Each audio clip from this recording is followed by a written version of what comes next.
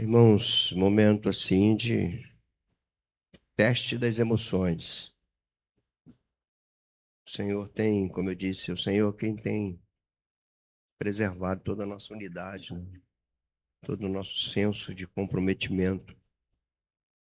Eu me lembro muito, o pastor Gilmar sempre falava nesse momento, ele falava, olha, eu fui pastor da Igreja Batista, né, há anos e anos e anos, eu nunca vi coisa como essa, né, que a gente consegue, numa igreja teoricamente pequena, como que Deus move o nosso coração para isso.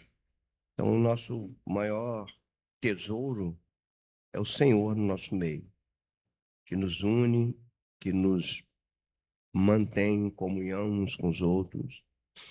Algumas, algumas cenas aqui são muito marcantes para mim, né? Porque eu conheço toda a igreja, né? Alguns mais, outros menos, mas conheço a trajetória de vida de muitas pessoas e conheço também o momento que essas pessoas estão vivendo, né? Alguns que viveram lá embaixo e agora estão vivendo momentos melhores, eu vi aqui. Já vi alguns que tiveram momentos muito bons e agora estão passando pelo vale. Esteve no monte, agora está no vale, e a gente vai vendo isso tudo. E uma cena que me marcou muito isso, porque há anos que eu não via isso. Era o Newton e a Tânia aqui abraçados, entregando sua oferta. Há anos. É uma fotografia que há muito tempo eu não vi. Só Deus faz isso. Só o Senhor. Isso não pode passar despercebido. Vocês me dão 10h50 ali, né? Vocês me dão 30 minutos para pregar? Sim ou não? Quantos me dão 30 minutos? Já tem mais, já tem, já tem mais de 3 horas aí.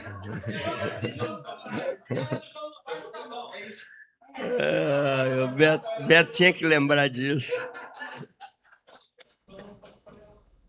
Irmãos, antes mesmo de eu ler o texto, eu queria só situar vocês. Nós estamos no ciclo do Natal. É o terceiro sermão que a gente vai pregar nesse período que antecede o Natal do Senhor. Porque no domingo passado foi o Ágape e a gente não teve um sermão. Nosso sermão foi a exposição do planejamento do MGV 2026, em que contamos com a provisão de Deus para alcançarmos coisas que estão no nosso coração. E hoje, então, é o terceiro sermão.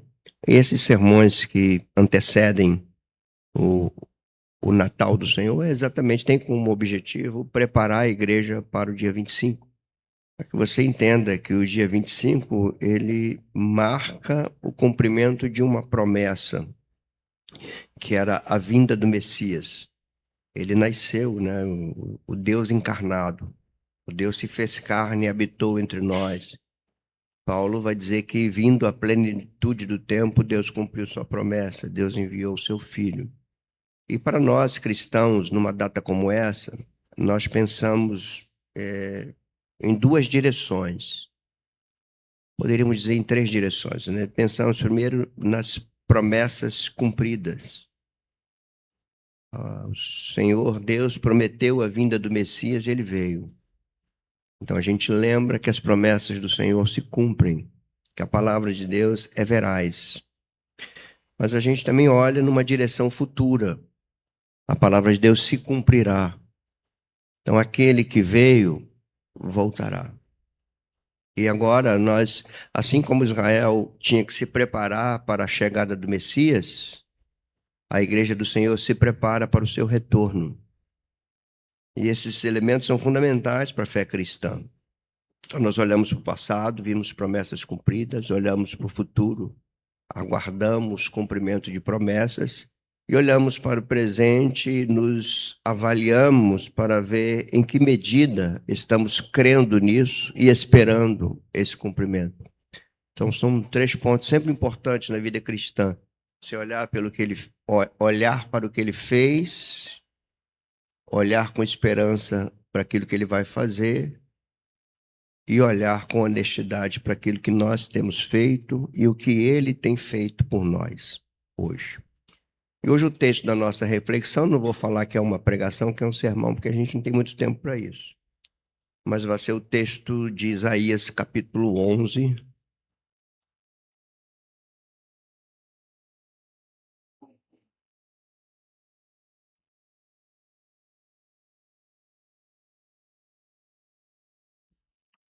A gente vai ler apenas do versículo 1 e 2 apenas, tá? Capítulo 11 de Isaías. Apenas versículos 1 e 2, eu quero que você leia com atenção aquilo que é o oráculo do profeta Isaías, aqui no capítulo 11. Como eu já disse para vocês, quando você lê o livro do profeta Isaías, como qualquer outro livro, você evita ler como se você tivesse uma narrativa linear, que teve um início, um desenvolvimento e um fim. Não. O livro são ajuntamentos dos oráculos do profeta que foram compilados num livro. Então, eram profecias de Isaías que ele registrava, essas profecias. Em determinado momento, essas profecias foram agrupadas e formaram o livro do profeta Isaías, que tem 66 capítulos. Portanto, os oráculos que você estuda, eles não estão numa ordem cronológica. Não é assim. Não aconteceu isso, depois isso. Aconteceu isso no capítulo 10, depois isso no capítulo... Não é assim. São oráculos, né? Então, para você interpretar o livro, você vai ter que perceber qual é o oráculo que você está vendo. Às vezes é um oráculo, ele envolve 2 capítulos, às vezes uma parte de um capítulo. Mas é importante vocês entenderem isso. E o oráculo que a gente está vendo aqui está no capítulo 11, em contexto do capítulo 10 também, tá bom? Então vamos prestar atenção naquilo que ele nos fala, versos 1 e 2, que diz assim: do tronco de Jessé sairá um rebento, e das suas raízes um renovo. Repousará sobre ele o Espírito do Senhor, o Espírito de sabedoria e de entendimento, o Espírito de conselho e de fortaleza, o Espírito de conhecimento e de temor do Senhor. Ó Deus bendito, nós estamos diante da Tua palavra, estamos no período do ano que Tu nos chamas a nos preparar para o Natal do Senhor. Queremos Te agradecer por aquilo que Tu tens nos falado, tens nos mostrado no púlpito desta igreja. Te pedimos, Senhor, que mesmo com o tempo abreviado hoje, que Tu possas falar ao nosso coração e que possamos compreender com a nossa mente, possamos, aquilo que compreendemos, colocar no nosso coração para dirigir as nossas ações. Assim nós oramos, nós Te agradecemos, fazemos isso no nome do Teu Filho Jesus. Amém. Irmãos, como eu disse, isso é um oráculo de um profeta, ele está dentro de um contexto. Existem 3 coisas importantes para a gente entender aqui. Primeiro é o contexto dessas palavras. O que ocorria naquela época para que Isaías trouxesse esse oráculo profético. O que estava acontecendo naquele momento? Segundo é entender o que desse texto aponta para Jesus como cumprimento dessa profecia de Isaías. E o terceiro é identificar que lições isso tem para nós. De que maneira o contexto de Isaías pode ser comparado com o nosso contexto hoje. De que maneira a profecia de Isaías pode nos dar esperança hoje? E o que fazer com tudo isso? São coisas básicas que eu queria falar com vocês e espero no Senhor que Ele fale ao nosso coração nesta manhã. Primeira coisa que eu quero considerar com vocês é o contexto histórico. E à medida que eu considero com vocês o contexto histórico, eu queria que vocês também analisassem o contexto histórico dos nossos dias. E se a gente consegue perceber se há similaridade entre o contexto do período de Isaías e o contexto dos nossos dias hoje. O que estava ocorrendo? Havia uma mudança geopolítica muito profunda. Era um contexto desfavorável para o povo de Deus, um contexto de intensa instabilidade política, social, e um contexto de profundo declínio espiritual do povo de Deus. A grande potência mundial desta época era a Assíria. A Síria era a grande potência mundial, o império mundial. E, segundo a Escritura nos ensina, Deus mesmo permitia que esses impérios se levantassem. E o império da Assíria afrontou muito o povo de Deus. Machucou muito o povo de Israel. Essa é a razão, por exemplo, de Jonas ficar duvidoso se pregaria na capital da Síria ou não, que é Nínive. Porque o povo era cruel. Agora, o ponto interessante para a gente entender é que esse povo que assolava o povo de Deus, ele fazia isso com a permissão do próprio Deus. Então, qual é o ponto para a gente entender que Deus permitia que nações ímpias tripudiassem sobre o seu próprio povo? Quando nós fazemos uma comparação como hoje, nós estamos vendo assim também uma instabilidade política e social enorme no mundo inteiro. Há uma instabilidade muito grande. Também no mundo inteiro, parece que essas nações com muita força conspiram contra o povo de Deus. E que a gente também precisa entender é que o próprio Deus permite essa conspiração.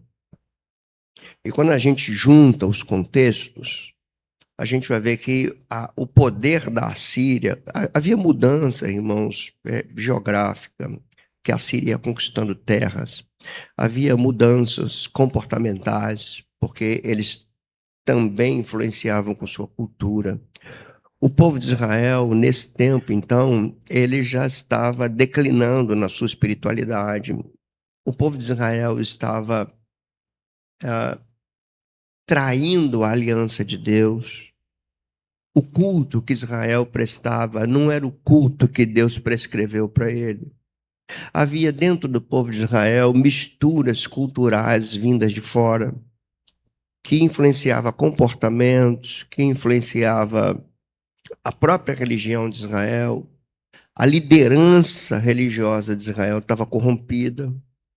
Deus levantou um profeta como Isaías, como Miqueias também. Levantou esses profetas e esses profetas não foram ouvidos.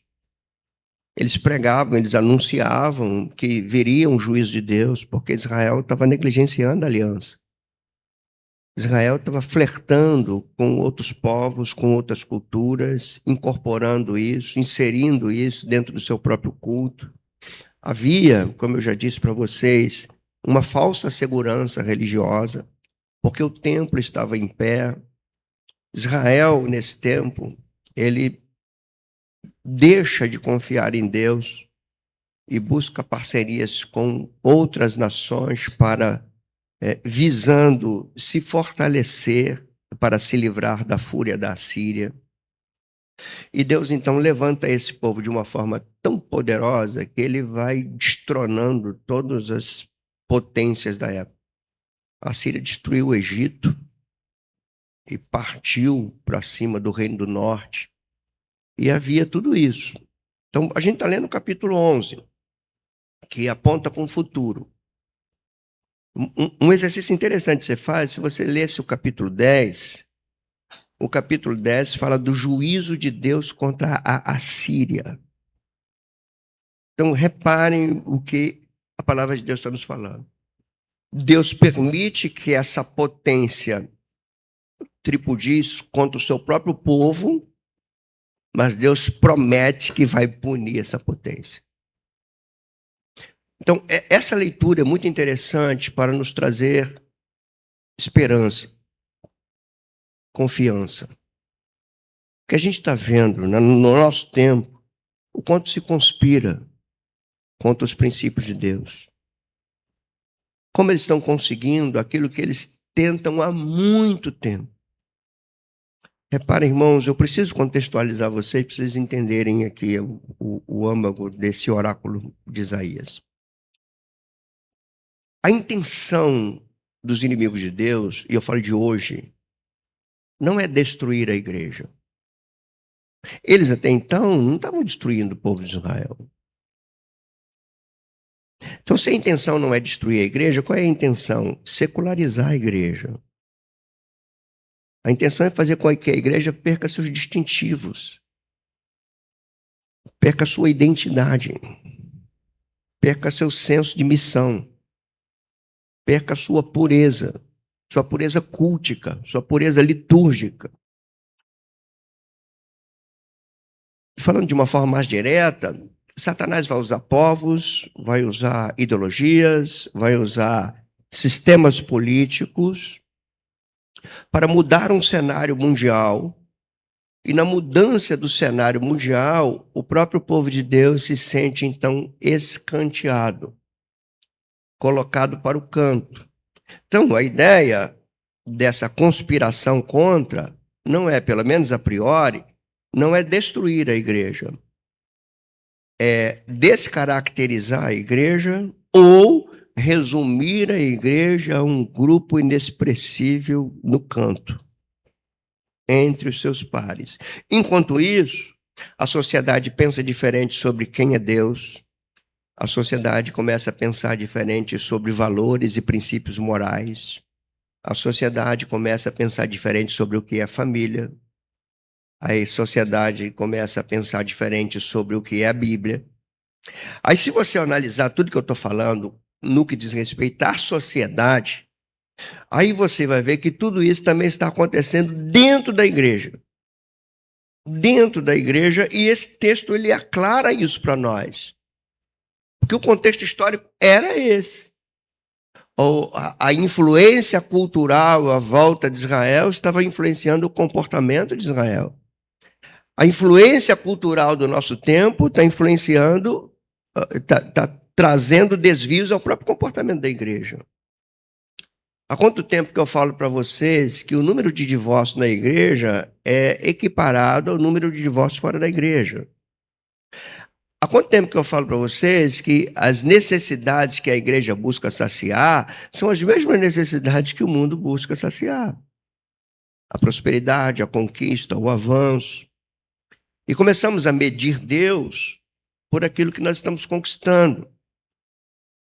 E classificamos a bênção de Deus pelas posses que temos. Eu lembro do Salmo 50, quando Deus fala assim: vocês fizeram tudo isso e pensavam que eu não estava vendo. Vocês pensavam que eu era igual a vocês. Eu não sou. Então, o primeiro ponto desse contexto histórico, irmãos, é entender que o que estava acontecendo na época de Isaías está acontecendo hoje. E o ponto positivo aqui é que, assim como Isaías lança uma profecia de juízo contra a potência mundial da época, que é a Síria, vocês podem ter certeza, podem descrever o que eu estou falando. A gente pode não estar nem vivo para ver isso, mas todos esses que conspiram contra o Senhor, todas essas ideologias que conspiram contra a igreja do Senhor, que têm tomado mente de pessoas, de adultos, de jovens, de famílias, de crianças, todos esses vão prestar conta diante de Deus. O Senhor pode até permitir que esse povo atinja a sua igreja para disciplinar a sua igreja, como fez com Israel. Mas aqueles que ele permite atingir a igreja estarão debaixo da ira dele. A Síria ficou debaixo da ira dele. A Babilônia caiu. Ninguém mais ouviu falar em Babilônia. A Síria caiu. O Egito caiu. Israel está até hoje. Tentaram destruir a igreja. Nos primeiros séculos, o Império Romano, os movimentos filosóficos, os movimentos heréticos, tentaram destruir a igreja, tentaram destruir a Escritura. Mas a Escritura está aí, a igreja está aí, Deus sustenta a igreja. Impérios caíram, a igreja permanece. Quem é da minha época sabe que nas décadas pós-guerra, a União Soviética se tornou a potência mundial. Ruiu. Agora é a Rússia apenas. Grandes regiões que pertenciam à antiga União Soviética foram perdidas. Potências se levantam, potências são abatidas. E isso é importante para nós. Não coloque tua esperança num governante. Não coloquemos nossa esperança numa ideia política, numa ideologia política, numa filosofia política. Não coloque tua esperança num partido. Israel estava fazendo isso. Israel fazia exatamente isso, colocava a esperança dele no Egito. Para eles, o Egito ia livrar da Assíria, ia promover o bem. Tem muita gente, irmãos, nos nossos dias, cristãos, colocando a esperança mais em Lula, mais em Bolsonaro do que em Jesus Cristo. E vocês pensam que Deus não está vendo isso? Onde está a confiança do Senhor? Então esse é o contexto histórico, ele é muito similar aos nossos dias. Nos nossos dias, penso eu, e eu creio que vocês também têm uma cabeça pensante, apta para detectar isso, nos nossos dias eu vejo o Senhor também entregando a sua igreja num cativeiro cultural. As influências culturais tomaram conta da igreja. Se você parar para pensar assim na tua vida, na tua família, você vai ver quantos valores foram embora, você não viu, nem percebeu. Oração em família, culto no lar, educação cristã dos filhos, tudo isso foi embora. Perenidade conjugal, tudo foi embora. Os casamentos se desfazem assim, se troca de pontos para lá, sempre em busca de uma felicidade, sempre em busca de encontrar algo novo. Deus está vendo tudo isso, irmão. E às vezes Deus permite que o próprio povo dele colha de tudo que está plantando. A boa notícia é que depois esse povo se volta para ele. Porque ele mesmo atrai esse povo. Então, dito esse contexto histórico, a gente entende então a relação dessa profecia com algo futuro. Então, o que vocês vão entender? No meio do poder da Síria, há um contraste. Aqui há um contraste. Isaías 11 é um contraste com Isaías 10. Isaías 10 é o juízo contra a Síria, que era o povo que oprimia o povo de Deus. Capítulo 11 começa a vitória do povo de Deus até sobre as nações que conspiravam contra ele. E onde começa essa grande vitória? O texto vai dizer assim, é de um rebento.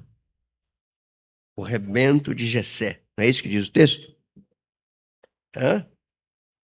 O tronco de Jessé sairá um rebento. Não é isso? Quem é Jessé? É o pai de Davi. A pergunta aqui, hermenêutica, é sempre quando você vê no Antigo Testamento, também no Novo, fala da raiz de Davi, do descendente de Davi, o trono de Davi que será ocupado. Aqui está a ausência do nome Davi, está a presença do nome do pai dele, Jessé. E é uma explicação histórica teológica. É porque toda a descendência de Davi, nesse momento, já tinha violado a aliança. Já tinha quebrado a aliança. O que prova para esse povo que a aliança de Deus, ela jamais será quebrada por ele, e aquilo que ele prometeu, ele vai cumprir.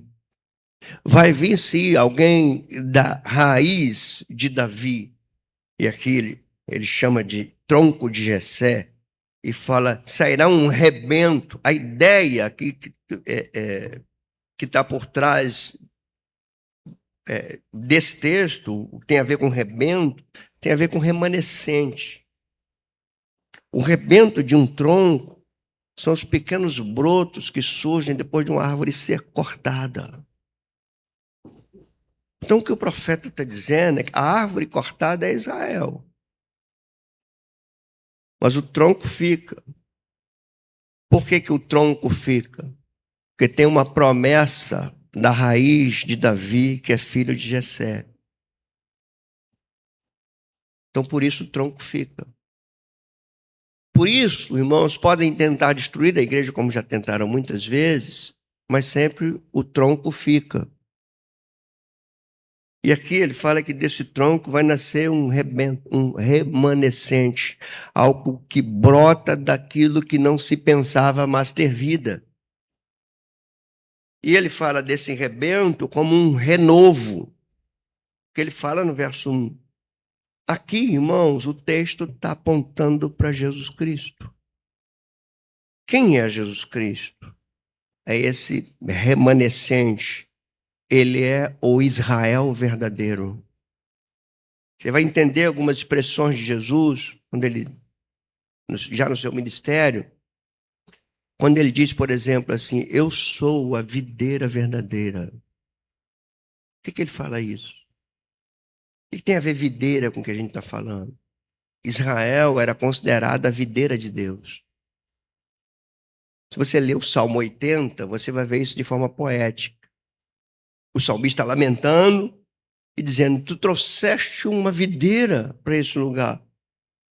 Essa videira cresceu, estendeu seus ramos, fizeram ninhos sobre ela, e agora tu estás arrancando essa videira.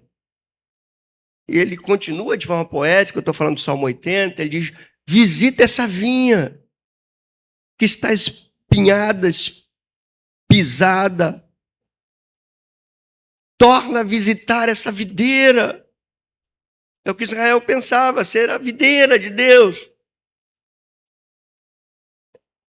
Mas Jesus fala assim, a videira verdadeira sou eu. Quem é essa videira verdadeira? É o rebento do tronco de Jessé. É o renovo que sai de lá. Profecias de Isaías se cumprindo. Ele, quando abre a boca, numa das palavras de Jesus, registrada em Lucas 4, ele diz, o Espírito do Senhor está sobre mim, pelo que me ungiu para evangelizar os pobres. O texto que nós abrimos aqui, o culto de hoje. Enviou-me para proclamar libertação aos cativos, restauração das vistas dos cegos, para pôr em liberdade os oprimidos e apregoar o ano aceitável do Senhor. Essa é a videira verdadeira. Essa é a luz do mundo. Israel foi chamado para ser luz das nações. Aí chega o verdadeiro Israel e diga, eu sou a luz do mundo. Quem me segue não anda em trevas. Quando você vê a profecia, as palavras de Mateus de uma forma reveladora, quando Jesus se refugia ainda criança no Egito para fugir da fúria de Herodes, quando ele vai para o Egito, aquilo ali era um simbolismo de Israel indo para o Egito, fugindo da fúria, da seca e da fome. Eles vão para o Egito. Lá no Egito, de lá do Egito, Deus chama esse povo e forma um povo no deserto. Reparem isso, reparem isso. Ele chama esse povo e forma um povo no deserto. Por isso que Mateus, vendo Jesus voltar do Egito, ele diz, para que se cumprir a escritura, do Egito chamei meu filho. Ele é o Israel. Ele é o primogênito de Deus. Israel era considerado o primogênito do Senhor. É ele o cumprimento de todas as coisas. Depois que Jesus foi batizado, para onde ele foi? O deserto. Depois de Israel passar no batismo do Mar Vermelho e do Jordão, para onde eles foram? Quando ele passou pelo Mar Vermelho, eles foram para o deserto. Do deserto para a terra prometida. E Jesus, do Egito para o deserto, do Egito para o batismo, para o deserto, para a morte e para novos céus, nova terra, que ele vai trazer de volta. Ensina isso para você, para os teus filhos, para a tua casa. Que lições isso pode nos trazer no tempo em que nós estamos vivendo, irmão? O que esses 12 versículos podem nos falar no tempo que nós estamos vivendo? Eu quero classificar algumas coisas aqui por conta do nosso tempo. Bom, assim como no contexto de Isaías, que eu acabei de escrever aqui, nós também vivemos um tempo de insegurança política. Nunca vi tanta insegurança política e social como hoje. A gente nunca sabe o que vem mais aí. A gente não sabe. A gente já sabe, por exemplo, que tem produtos lançando propaganda de Natal e de Ano Novo, falando assim, nós não entraremos com o pé direito no Ano Novo. Então, tudo isso tem uma mensagem subliminar por trás disso tudo. Eu quero que você entenda isso. Nós vivemos numa profunda insegurança política e social. Mas essa insegurança política e social, ela está associada a um declínio espiritual nosso. Então, nesse momento do meu sermão, o que eu quero é que nós olhemos para dentro de nós mesmos, das nossas casas, cheque nossas motivações.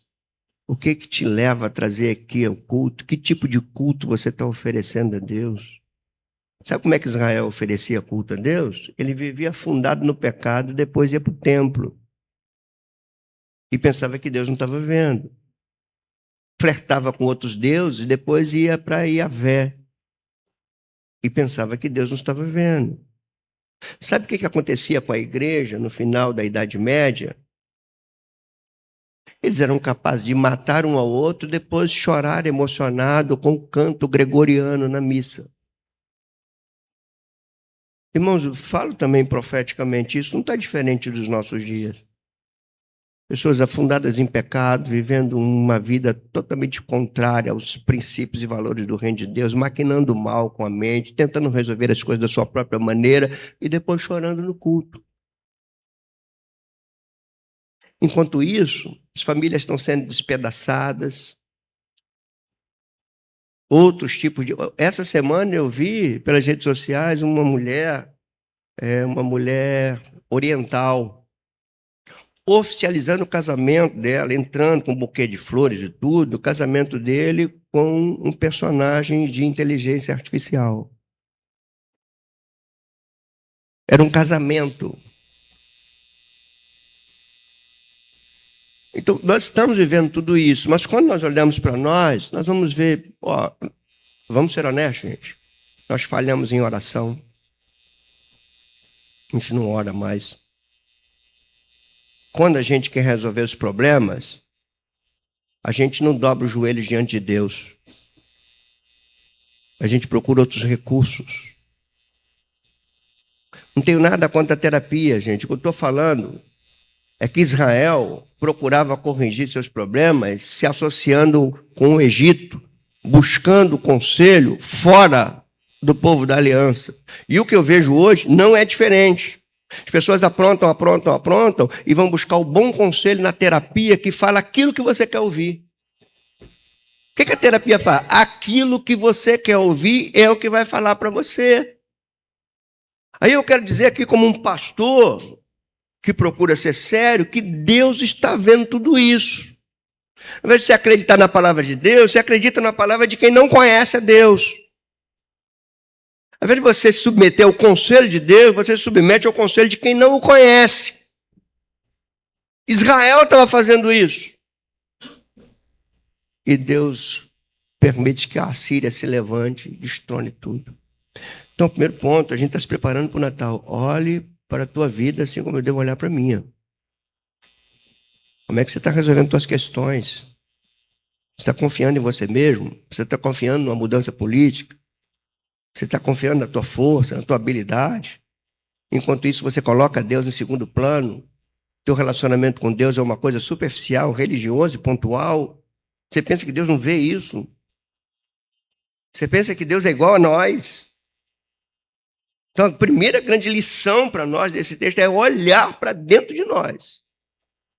Olhar onde estamos colocando nossa confiança, onde estamos colocando nossa esperança, onde estamos buscando força.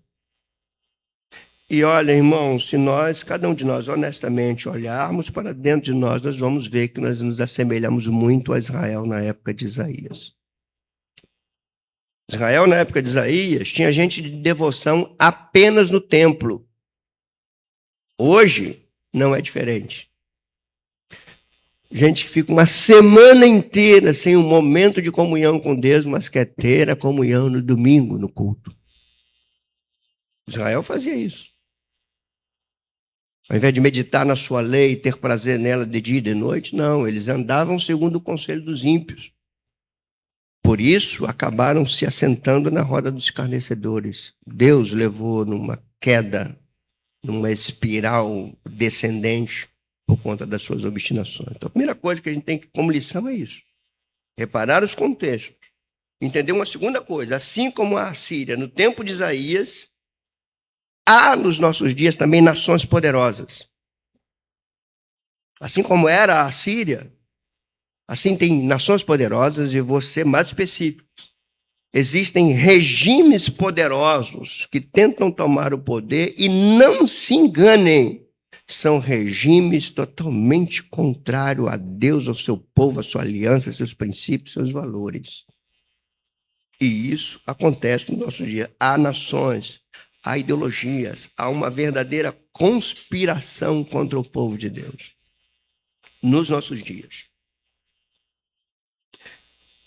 E analisando o contexto de Isaías, quando você olha assim, quando um israelita, ele via a Assíria prevalecendo na mão de um hebreu daquela época, na mente de um hebreu, quem é que pode destruir uma potência dessa?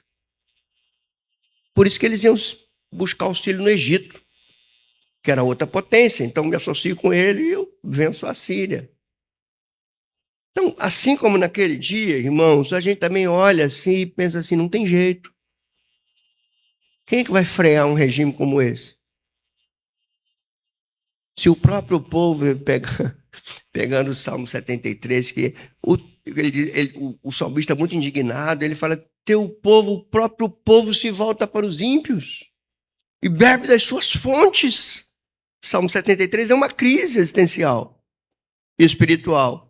Ele diz, teu próprio povo está indo bebendo das fontes daqueles que são ímpios, que não têm nenhum compromisso contigo e pensam que são inabaláveis. Teu povo está indo para lá. E o salmista diz, eu inutilmente tentei me preservar puro. Salmo 73, até que tem um ponto do Salmo que a crise dele muda. Se não me engano, é o verso 16, quando ele diz, eu estava nessa crise toda até entrar no santuário de Deus e lá eu atinei para o fim deles. Você nunca vai compreender a vitória do povo de Deus que é a tua, você nunca vai compreender a derrota daqueles que conspiram contra Deus se você não estiver na presença dele. É só na presença dele. Quando eu entrei no santuário, diz Asaf, o salmo é de Asaf, Salmo 73. Quando eu entrei no teu santuário, minha crise acabou. Eu atinei no fim deles e atinei na tua fidelidade. E ele diz assim, eu pensava como um louco. Minha cabeça estava atordoada. Da realidade que envolvia o salmista no Salmo 73. É realidade nossa hoje. Nós olhamos e falamos assim, acho que não tem jeito. Não vai ter jeito. Eu vou para a igreja todo domingo, eu estou lá, eu sou fiel, parece que a minha vida é que anda para trás e eles que estão prosperando. Parece que eu que estou caminhando errado e eles estão certos. Parece que o que dá certo é o que eles estão fazendo, então é inútil eu me preservar assim, puro, diante de tudo que eu sempre acreditei na minha vida. Irmãos, escuta o que eu estou falando, isso está acontecendo. Pessoas que estão desistindo da sua fé. Pessoas que estão seguindo o caminho daqueles que buscam seus deleites, suas prosperidades, ignorando Deus. Existem pessoas com crise dentro da própria igreja do Senhor. Então é uma lição muito preciosa. Mesmo que eles pareçam inabaláveis, entra no santuário de Deus que você vai atinar com o fim deles. Você vai ver que aquele que chorou numa manjedoura virá com poder e muita glória. E ele vai julgar todos os povos. Todas as nações serão julgadas. E sabe quem vai ficar? Para quem ele vai falar, vinde bendito do meu Pai, para a sua igreja fiel, para você, para mim, que passamos por tudo isso, mas não negamos nossa fé. Passamos por toda essa luta, mas não deixamos acreditar na justiça de Deus. Não é aquilo que os nossos olhos veem que determina o que Deus é. Deus é aquilo que Ele é. Eu sou o que sou. Independente do que esteja acontecendo. Uma outra coisa para a gente comparar e aplicar aqui. assim como o profeta denunciou a injustiça social do seu tempo, mas também denunciou a corrupção do seu próprio povo, da mesma maneira, irmão, o Espírito do Senhor está levando esse remanescente, esse rebento, que é o que resta. Sabe a igreja que vai surgir aqui? É uma igreja que nasce como um rebento de um tronco que parece que foi cortado. Deus levantando um remanescente. E esse remanescente, assim como o profeta, ele vai denunciar a injustiça social, denunciar os desvios, denunciar as pretensões arrogantes dos poderosos, mas também vai denunciar o pecado do seu povo, o declínio do seu povo, o desvio do seu povo. Então Deus vai usar o púlpito da sua igreja para ficar mais bem claro para nós. Deus vai usar o púlpito da sua igreja não só para denunciar o mundo ímpio que está lá fora, mas para denunciar as próprias mazelas do seu povo. Então, se você tem ouvidos para ouvir, escuta o que eu vou te dizer. Nesses dias, Deus vai colocar a sua igreja limpo. Nesses dias, o Senhor vai mostrar para você o que está errado. Vai mostrar para nós, pastores, o que está errado. Porque, pegando as palavras do apóstolo Pedro, o juízo começa pela casa de Deus. E se você quer afunilar mais ainda, o juízo vai começar na tua vida, na tua casa. Ponha em ordem a tua casa, ponha em ordem a tua vida. Não brinca com Deus, não flerta com o inimigo. Não vá buscar conselho naquele que não conhece a Deus. Sujeite-se à palavra dele. Para de ficar apanhando a tua vida inteira. Como diz a palavra do Senhor, né? Horrenda coisa é cair na mão do Deus vivo. Seu juízo é justo contra todos nós. Eu falo isso com muito temor, irmão. Muito temor. Eu tenho família, eu tenho casa. Sei que muitas coisas que nós estamos vivendo hoje, colhemos de negligências nossas.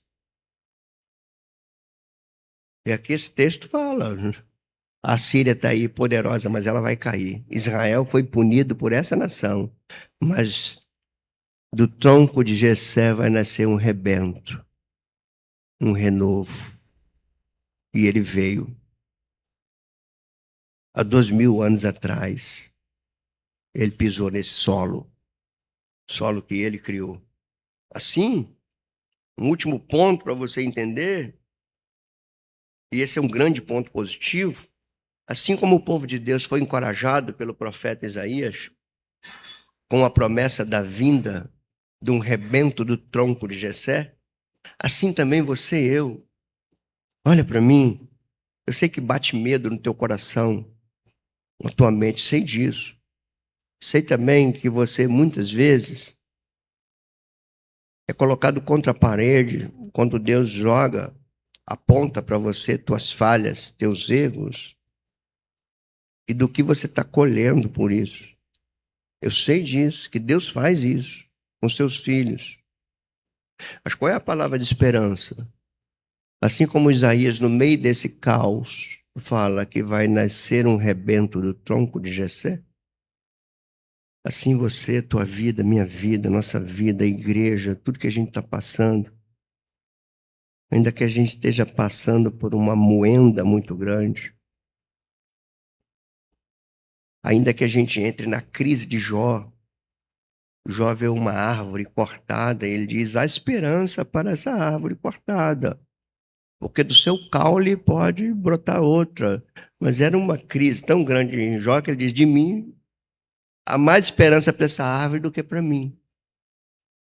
Mas eu quero dizer para você, com base nesse texto, com aquilo que eu creio, mesmo que a Assíria tenha assolado a tua vida, mesmo que Deus tenha permitido que os reveses viessem, atingissem você, a mim, a todos nós, Deus não quer e não vai te destruir, nos destruir. O que Ele quer e faz é nos instruir, nos disciplinar, nos purificar.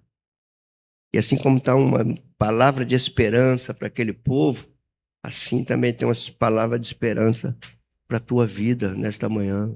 Creia, do tronco de Jessé que nasce um rebento. Assim como Jesus veio, olha para frente que esse rebento vai voltar. Os céus vão se abrir e ele voltará. Então a palavra nesse momento para a tua vida não entregue os pontos. Não pense que Deus desistiu de você.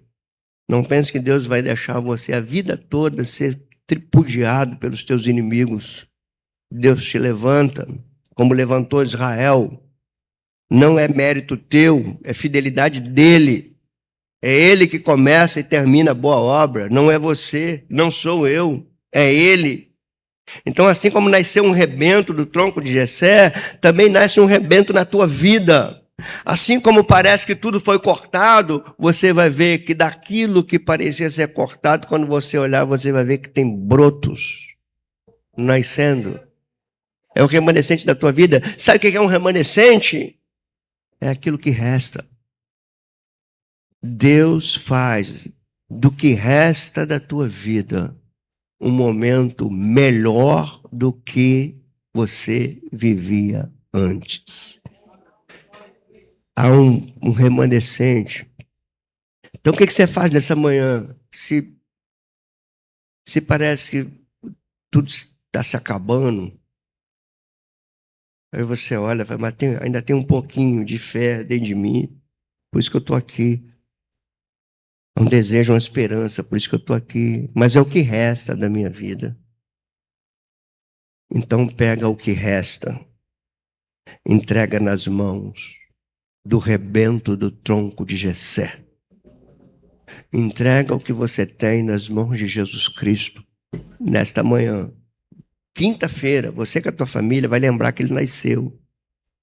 Hoje você está aqui para lembrar que a profecia que disse que ele ia nascer se cumpriu. Para lembrar que como houve profecia para ele vir, há profecia para ele voltar. Como ele é o rebento do tronco de Jessé, ele também faz do que resta da tua vida um momento melhor do que você vivia. Irmãos queridos, eu quero orar, mas eu quero orar com gente que acredita nisso. Talvez você está me ouvindo aí, muitas vezes você entrou por essas portas, você não acreditar mais em nada. Você vinha porque era o ímpeto da tua religião. Você não acreditava em mudança nenhuma mais na tua vida. E você, às vezes, mesmo pensava, olhar para você, não, eu sou culpado mesmo disso tudo.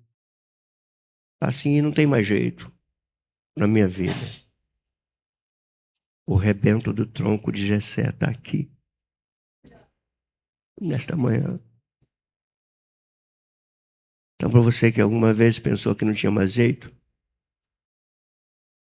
seja na tua vida familiar, na tua vida pessoal, na tua vida emocional, no teu interior, na tua vida econômica, se você acha que as coisas ruíram por completo, mesmo que seja em consequência dos seus atos, se você crê que Jesus tem aqui, pega o que resta na tua mão e vem aqui na frente que eu quero orar por você. Mas vem com o que resta. Vem com o que resta. Só o que resta. Deus não quer mais do que isso, só o que resta. É o que resta. O que resta, ele faz. Chama Daniel, para estar aqui orando comigo, Luiz. Traz o que resta. Tua vida econômica, tua família, tuas emoções. Tuas emoções, você que fica aí numa crise grande de ansiedade, depressão, com alguns lapsos de melhora. Traz o que resta da tua alegria, traz o que resta da tua esperança, traz o que resta aí para o rebento do tronco de Jessé, o renovo.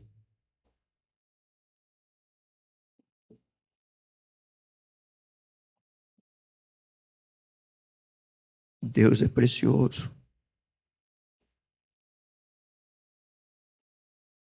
É o rebento do tronco de Jessé. Nessa manhã entrega o que resta. Meu irmão, olha para mim. Beto, olha para mim. Entrega o que resta das tuas esperanças hoje. Com fé, nem em mim não. Não é fé em mim. É fé nesse que Isaías anunciou aqui. Nesse rebento. Entrega o que resta, Luz, nas mãos dele. Eu não posso nada, eu só sou porta-voz dele. Ele pode tudo. Nada é impossível para ele. Camila, entrega o que resta. Você pensa que está longe dos olhos do Senhor que você tem passado? Não está longe dos meus. Imagina dos dele. Pensa que ele não contempla a tua agonia por ver teus filhos dentro de casa esperando alguma coisa de você? Entrega o que resta. Entrega o que resta a ele nesta manhã. Quinta-feira nós vamos lembrar que ele nasceu. O rebento do tronco de Jessé, o renovo veio.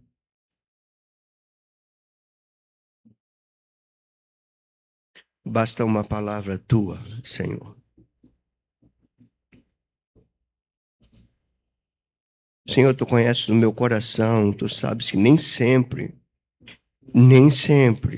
raramente, eu faço o que eu fiz hoje. Eu creio, Senhor, que tu tens alguma coisa para esta manhã.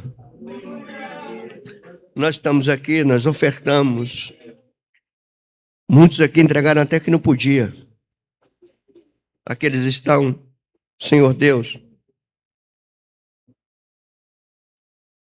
eles estão entregando o que resta. Eles estão entregando o que tem.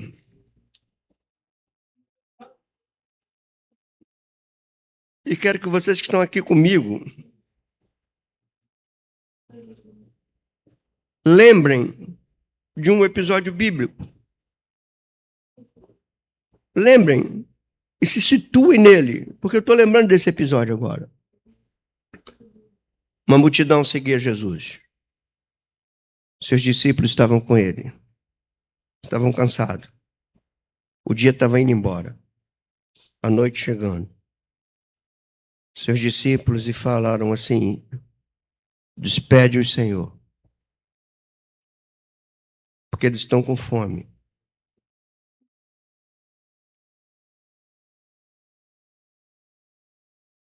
Jesus diz: o que temos?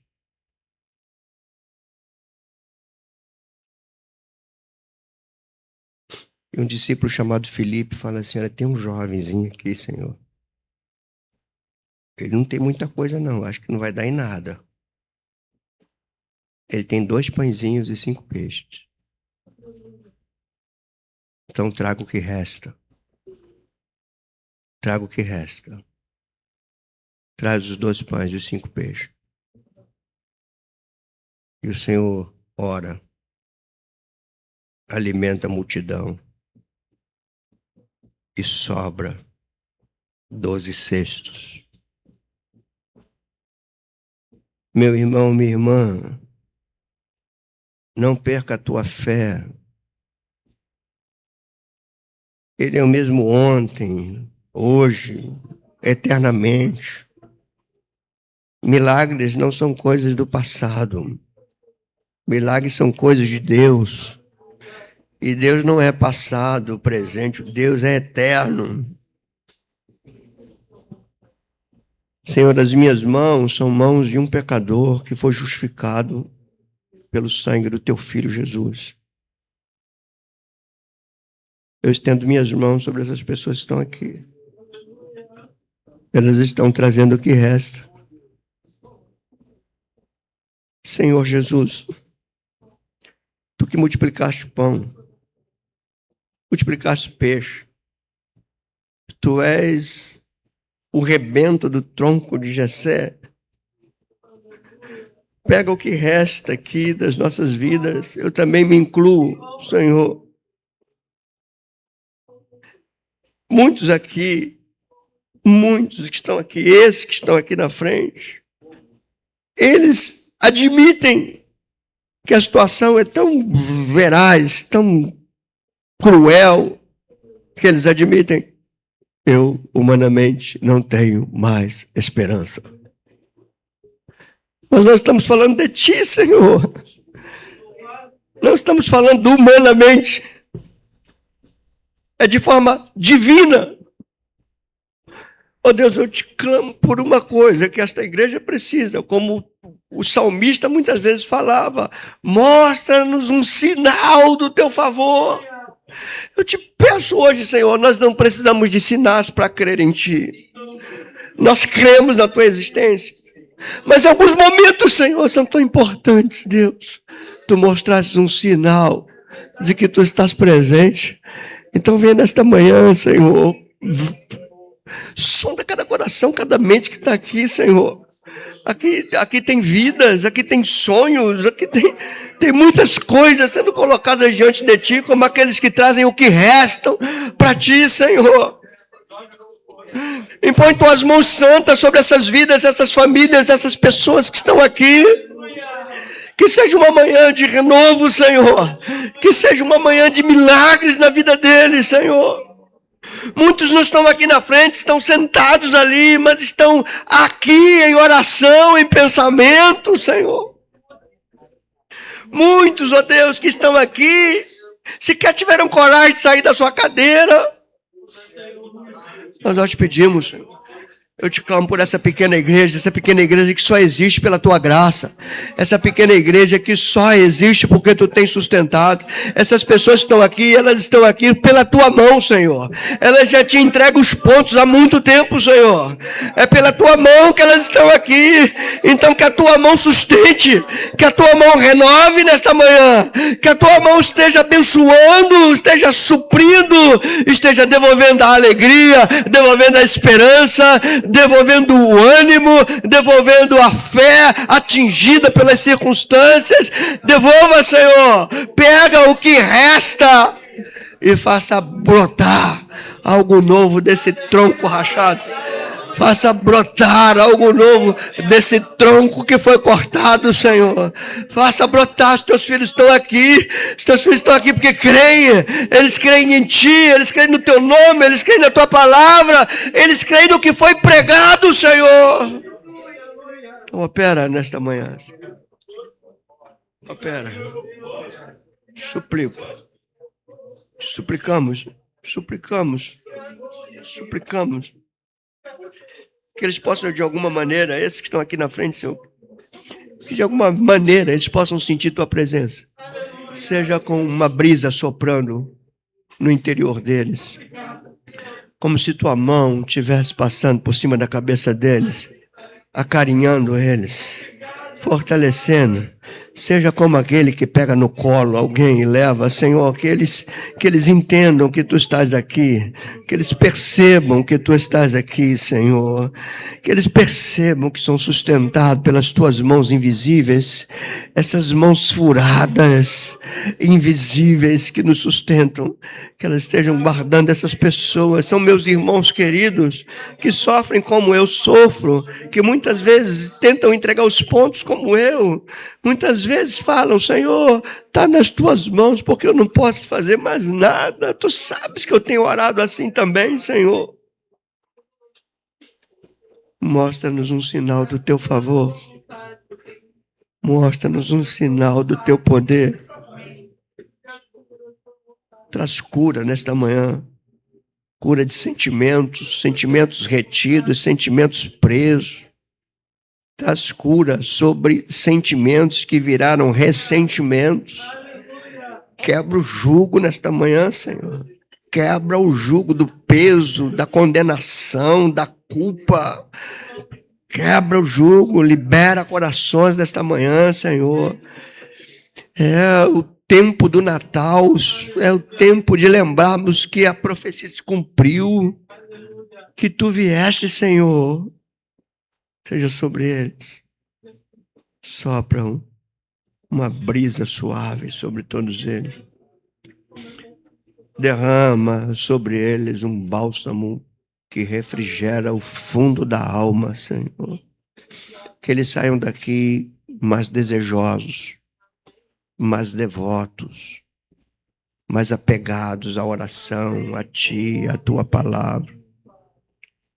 Nós reconhecemos nossos erros, nossos desvios, nossas culpas, mas também nós reconhecemos que Tu és misericordioso, que Tua misericórdia se distancia muito da Tua ira. Tua misericórdia é a causa de não sermos consumidos. Tua misericórdia se renova a cada dia. Teu coração inclinado para a nossa miséria espiritual é a razão de estarmos em pé, Senhor. Restaura famílias nesta manhã. Restaura relacionamentos de pais e filhos nesta manhã, Senhor. Opera milagres, Senhor Deus. É por isso que nós estamos aqui. Tu és bendito eternamente. Eternamente bendito. Opera. Sustente tudo isso. Alimente tudo isso com tua fé, meu irmão, minha irmã, você que está aqui. Alimente. Daqui a pouco você vai sair dessas portas. Leve contigo o que Deus falou, o que Deus fez, o que Deus acredita nele. Acredita nele. Jamais vai desistir de você. Jamais. Jamais. Renda-se a ele. Reconheça. Confesse. Mas não duvide do seu amor. Da sua graça eletiva. Teu nome está escrito nas palmas da mão dele. Ninguém apaga. Ainda que teu pai, tua mãe, ainda que a pessoa mais próxima de você vire as costas para você, ele nunca, nunca. Entrega esse 2026 nas mãos dele. Coloca um propósito, Senhor.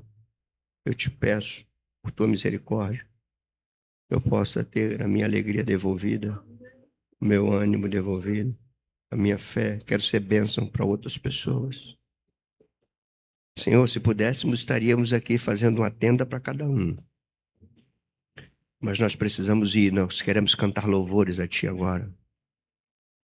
Queremos ir para a parte final desse culto, te agradecendo com louvores. Te agradecendo com louvores. Pode ser, João, pode ser, Robinho. Podem ficar por aqui mesmo se quiserem, tá? Você que está aqui, que derramou lágrimas, creia, não há uma lágrima que passe despercebido quando é lágrima sincera diante do Senhor. O Senhor, Ele está no nosso meio. Não esqueça disso. Vamos cantar. Cante com a tua alma, cante com a tua boca, cante com a tua mente.